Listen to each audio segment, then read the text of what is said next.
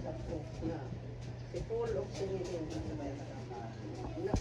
na gibawa na nga mo na sila dito na nagkasinaktan. Ako lang ang naman panginaon o sige na ilang pag tinagtanay magpagilin normal hangtod sa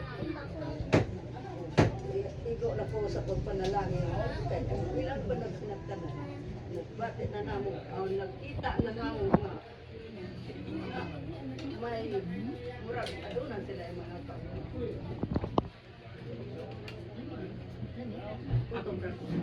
Okay na. salamat Ikaw kay misturya na sa tao. Mana ka na eh. O sige, ikaw misturya. Gila. Ako, Wala gila kay. paano dyan ko yung pulpul?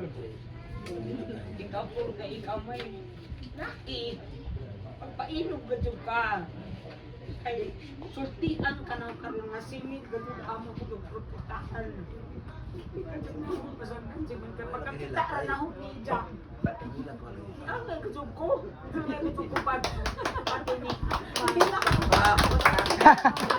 Wala hilakay. Goto man. Litson. Murag balik ko rin po sa sitwasyon na nanay ko nakamagod ko'y anak ng maguwang ni Paul.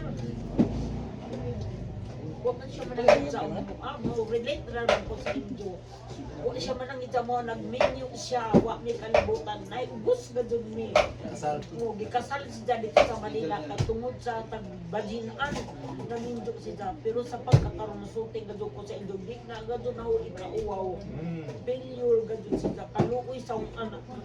Di ko gusto nga, ikaw po lang, kay mga kao ka kang anak, mag-amping gadyo ka sa imong asawa, kay dili way asawa nga dili magtarong o mag-amping kung maadyo ko ka nga ba na panggasi mi kay amo nga po silang pinangga ni angay ko ni Mel kay permiro pa ganing abot largo dagos bagdihan bugan o man na niyang pakit mo na badging ang gusto ako na ng badging nga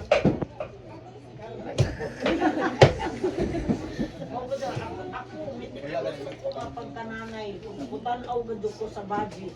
Iba ko din si Mel na maadyo gadyo. So, ang ako pong mga anak na babae, mga mitutulosang babae, pero gusto sila ni Mel.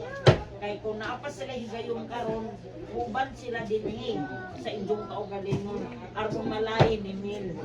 Munang nalipay ko, na si Mel po gidawat, itong mga kadyaw gidawat mininjo nga way kapit kabubog yung gawin mininjo gidawat nga maninyo si kulot ng Mel.